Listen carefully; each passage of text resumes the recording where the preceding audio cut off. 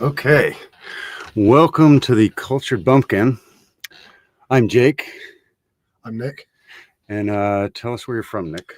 So I live in the southwest of England in a town called Swindon, which is kind of in the middle of, I'm about an hour away from Bath, an hour away from Oxford, and an hour away from London in various directions.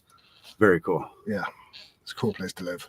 So, what is, excuse me, we've talked about Jane Austen. Yeah. Jane Austen's stomping grounds, how far away are they? What are they like?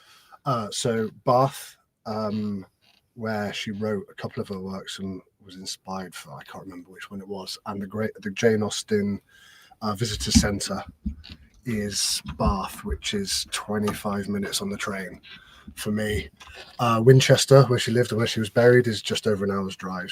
Her tomb is Winchester Cathedral. I was actually there 2 weeks ago. Really? Yeah. That's I think I sent you the pictures, didn't I? Yeah, it was like they had a whole special exhibit on, and they had a handwritten letter, and I sent you the pictures of it. I can't remember the name of it. It's going to do my head in.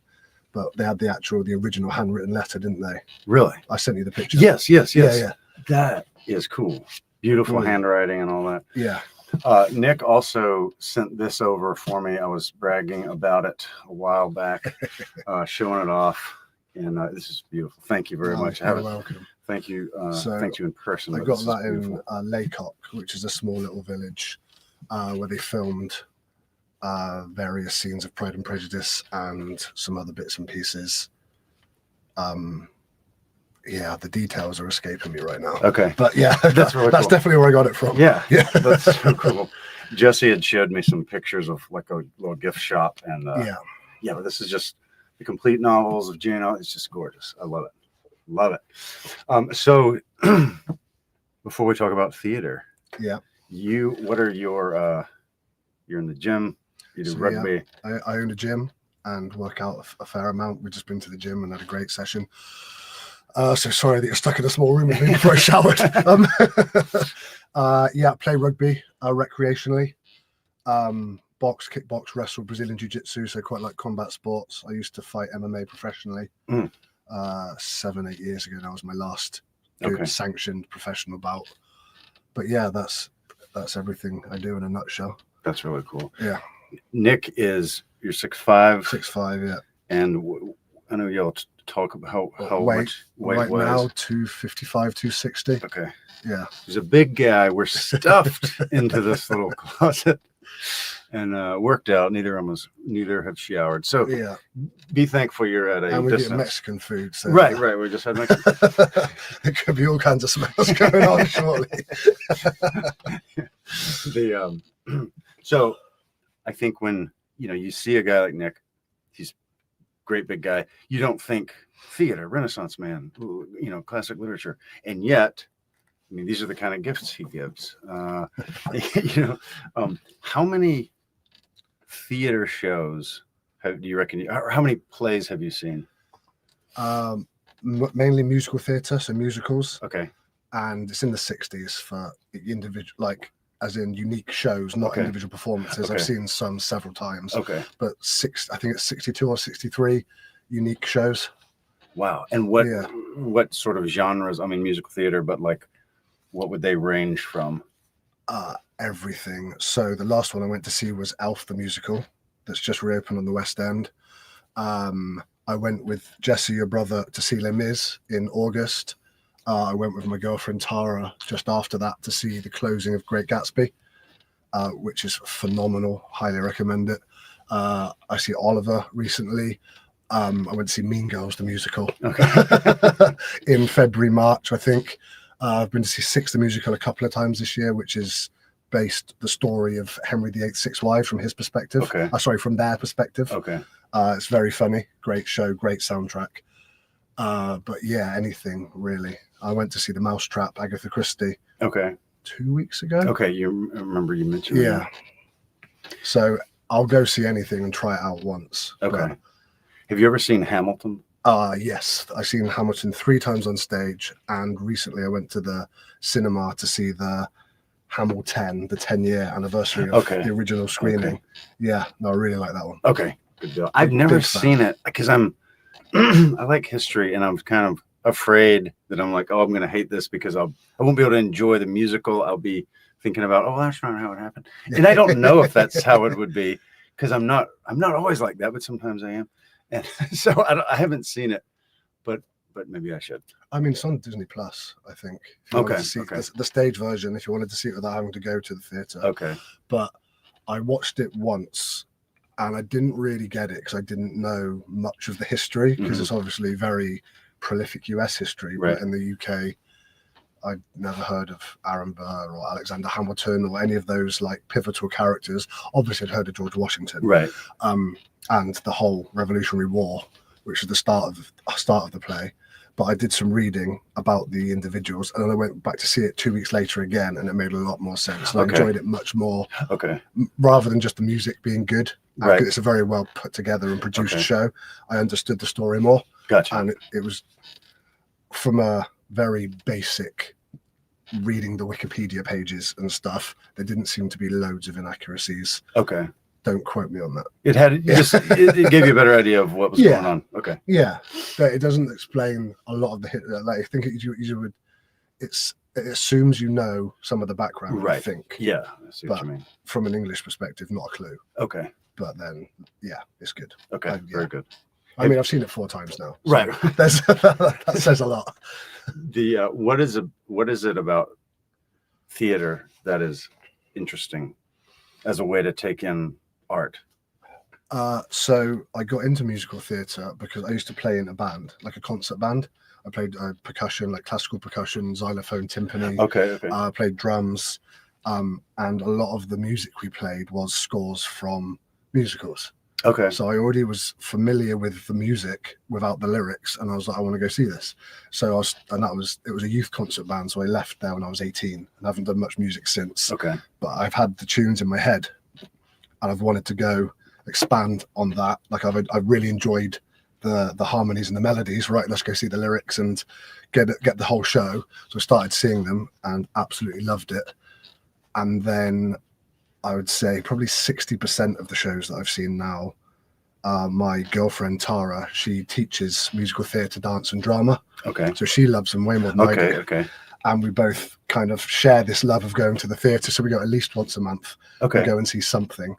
Very cool. And yeah, so it's become gradually more and more and more a part of my life. But I just like it. There's something, you leave with like a spring in your step, and even Les Mis, which isn't obviously the Miserables, it's a sad show about when everyone dies at the end, basically. Right. But like with Jesse and we left, and we were like elated and buzzing and really excited afterwards. And there's something about that I don't get from many other mediums. Maybe live sport when my team wins. Okay. And that's about it. Right. That's interesting. Because I think there's something about theater. I think Benedict Cumberbatch one time said the magic of theater is that it only lives in your imagination. Yeah. It's not, you can't rewind it. I mean, I know some things they record and put, but even then it's not exactly the same experience because, it's just different. Just to expand on that, and that's I've not heard that quote, but I 100% agree. Wicked, the musical, seen it 3 times, twice on the West End, once in Bristol when it was touring, and I'm going to go see it in New York on Broadway on Christmas Day this year. Nice. On your birthday? On my birthday, nice. with my girlfriend, she's seen it like 17 times. She loves it.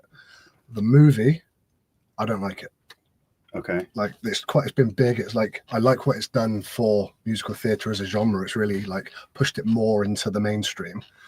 But I watch the theatre and, like you said, my imagination fills in the gaps. Right. Whereas when I'm watching the movie, I suppose it's similar to reading a book to watching the movie. Yeah. But the movie and the theatre are much more similar mediums versus a book because of how expansive a book can be. Right. It didn't align with what I had created in my head. Okay. For things to look like and things to be, and like this the Emerald City in my head, I had an image of it, and in the theatre, from the theatre play, and in the movie, it's not how it's in my head. So I just haven't liked it at all. Okay. And I will go watch the second one, but I'm going in with low expectations versus very high expectations for the first one. And I'm not saying it's a bad movie or it's badly done or anything like that. Purely subjectively, the imagery they used didn't match the imagery of my imagination. Right. So it clashed. Okay. Yeah. I know what you mean. I've had that before. Like it's nice if I didn't have this other thing in my head. Yeah. I'm sure I would have enjoyed it had I not seen the movie, the musical beforehand. Right. But you meant, or what's a play that is like popular, but you personally did not like? Didn't you mention one? The Mousetrap a couple of weeks ago. Okay. So this is going to make me sound stupid, but I'm going to say it. Okay. I got confused between Agatha Christie's The Mousetrap and the 1997 movie Mouse Hunt, which was had Lee Evans, the comedian. I don't know if you know him, a British comedian, right? A very slapstick comedy set in a hotel still, just like Mousetrap, based on trying to catch mice. And there were hundreds of actual mousetraps, and there were the people falling into them and all going off. And it was a very childish kind of film. So I was going in expecting a slapstick comedy musical, and I got met with the Agatha Christie version. So it wasn't that I didn't enjoy it. Again, my expectations were set incorrectly, which is entirely my fault. I made a mistake on that one. But it's the longest running theatre play in the world. Really? There are like 33,000 uninterrupted shows now. Yeah. Wow. I think I've got the exact dates. I can't remember. But yeah, apart from COVID, it's the longest running play in the world. Interesting. I'm glad I've seen it. I didn't love it. Okay. Yeah. Okay. Now, when you go to see, you mentioned Bristol and London or West End. Is that what's the, like in the US, Broadway is where you want to see a show. Yeah. What's if you're in the UK, where's like a great place? The West End is our Broadway. Okay. But they will also other companies will tour and go on regional shows. So Bristol's got a huge theatre. Okay. The theatre's bigger than a lot of the West End theatres in terms of capacity. Okay. And Oxford's got a big theatre that's quite close by as well. So sometimes it's just cheaper and easier to see when it's touring. Like when I was in New Orleans with Jesse the other day, they had flyers up and they're showing about the Neil Diamond musical. Right. At the moment, I didn't go and see that. But they had the Great Gatsby musical. They had 6, some of the ones I've mentioned. They've toured to New Orleans when they're probably got a home at Broadway. So it's similar. Okay, very cool. Now, did you see The Great Gatsby? Twice, and I loved it. Like this over the weekend? This weekend, no. Oh, okay. No, okay. I watched it in July, first weekend of July in England on the West End. Okay. And then I watched it the 14th of September, their closing show. Okay. And it was so good, honestly. They did Scott Fitzgerald proud. Okay. It was a new musical, so a new score, new songs and everything like that. The cast, so they had John Owen Jones, who was the longest running Jean Valjean from Les Mis, so West End musical theatre royalty. They had Rachel Tucker, who's the longest running West End Elphaba from Wicked. Okay. Again, West End royalty. A few other big name stars. They called it the West End Avengers. That's what they called it. Okay. But then Jamie Moscato, the guy that played Jay Gatsby, blew them all away with his performance. Really? He had these like superstars, but I'd not come across Jamie Moscato very much. But he was like head and shoulders above everybody, like hit vocals that just hit you straight in the soul. Like I'm sad I'm never going to be able to see that cast together. I could still go see that show again, but that cast will never, I'm sad I can't see it again. See that's kind of the magic of theater right there. You'll never, even if you see the show, you won't see that performance ever again. Whereas you watch a DVD, rewind it, you see the exact same thing. That's really cool in a sad and wonderful way. Yeah. So if someone does not, they've like, I've never really thought of going to a show, never, whatever. What are some ones that you could sort of maybe recommend? So I took one of my friends to his first musical, maybe I think it was 3 weeks ago. Okay. We went to see The Book of Mormon.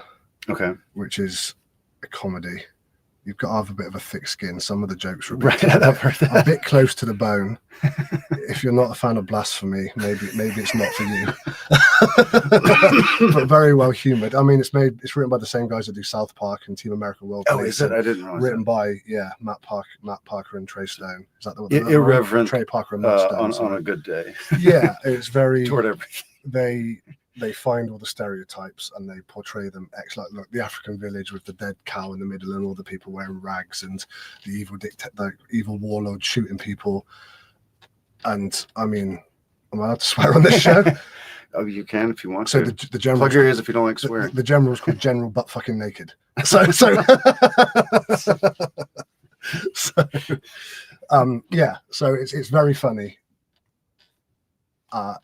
It's one of the few musicals that I can think of, and I tried to think about this talking with Tara because she came as well, of musicals that come from which are original source musicals. Because you've got Les Mis is obviously the Victor Hugo book. You've got Great Gatsby, F. Scott Fitzgerald. Okay. You've got Oliver, which is obviously Oliver Twist, Charles Dickens. So it's not based on the book. Based on a book or a movie. Okay. I can't think of very many shows that are written as a musical originally. Okay. So that's an interesting one. I'd happily hear some more, but I can't think of very many. Right. Yeah. Usually because a lot of times it's like Lion King is, I think, based on the movie, and then, which is based on Hamlet. Yeah. Right. Yeah. Very cool. Yeah. No, it definitely is. Yeah. And I think like that Hamlet, Lion King, whatever, is a lot of times good stories are they're I don't know, they put a different costume on, but it's it's kind of the same thing in a lot of the time. If you were to read like the general synopsis of the plot without the characters between like Lord of the Rings and Star Wars and Harry Potter, right, there ain't a lot of difference. Right. Exactly. But that's that classic. It's got a name, hasn't it? That whole way of telling a hero story and a redemption arc, and it's got a specific name. I don't remember that either. I don't know. Yeah, but it goes back to way back of that specific structuring of a story. Right. Like that good, like bad triumphs over good triumphs back over evil, and all that. It's got a specific name, and I'll have to look it up and tell you. But it definitely does. Yeah. I know what you mean. But I can't think of the name either. That's really cool. Yeah. So if anyone ever travels to the UK, they need to go to West End to see a show if they can. If they like that, go to the West End to see a show. Okay. You can pick up cheap tickets on the day often as well. Okay. If you like Jane Austen, you do. Oh, that's somebody is commenting. I don't know what that means. What does it say? Oogly boogly. Just nonsense words. Sometimes people have something to say. Other times you just get this kind of thing. And then if you like Jane Austen, Bath. Jane Austen Centre. Okay. There's a Jane Austen tour in Bath as well, where you can go and see where she sat and looked over the downs where she wrote some of the books. And I will definitely take you there when you come to England. Yes. Winchester's cool. It's got a house is in Winchester. I think the Jane Austen Centre used to be her house, which they've made into made into a museum now. Then in Winchester, they've got her house and her tomb is in the Winchester Cathedral. Okay. Along with Winchester Cathedral is cool. And how far away is that from Bath? Winchester's about an hour's drive from my house. I'm not sure from Bath, maybe an hour and a half. Okay.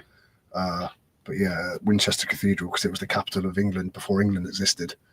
Really? When it was Wessex and Mercia and Northumberland. Yeah. Or East Anglia or whatever. Yeah, and all of that. So King Canute is buried in. You were mentioning is buried in Winchester, or he's got a memorial, and his Queen Emma. I saw her bones the other day at a special exhibition as well. Really? From the Canute, the one that tried to command the waves. Right. Or have you heard that story? Tell us. I know I've heard of that one. He was started in like 1016, something like that. Yeah, he was Viking. Okay. Oh, right. And Queen Emma was either married. It was Ethelstan or Ethelred, one of those ones. And then left him. Canute became king. And the story is often told that he was arrogant and thought he could command the tides and made himself look silly. But I've recently read that he was showing that gods were more powerful than kings, and no matter how hard he commanded the tide, God was still going to make the waves come in. Interesting. And he couldn't stop it. Okay. So he was just a great man rather than anything above. Interesting. Yeah, that's how I believe the actual story is, and it's just been bastardized to mean that to make him look stupid. Right. But yeah. That's why that is much more believable to me. Yeah. Than like someone that actually thinks they can do that, especially. Well, look at, you know, like Nero, like Fiddle While Rome Burned. He tried to command the waves, didn't he? Right. Yeah, I believe. Yeah. But he was crazy. Right. So, I think he had some whatever, he messed around enough that he had some stuff wrong with his head. I think there was a fair amount of reading going on then. Yeah. So yeah, those guys were awful. But man, that's great. I appreciate that. Oh, pleasure. Great seeing you. And this is the first time. It's the first in studio thing. Maybe next time I'll have a different setup. But Nice. the first time we've ever done a Cultured Bumpkin with a guest in the studio. You need to get one of your hats, and I'll have to order one of those. Yeah, okay. Yeah. Okay. And so yeah, thank you very much. Pleasure. Appreciate the book. Thank you. I can't wait to come over, hopefully in the spring, and let you show me around all the Jane Austen sites and such. I would love to. That's awesome. Cool. Thanks, Thank you. All right. Oh.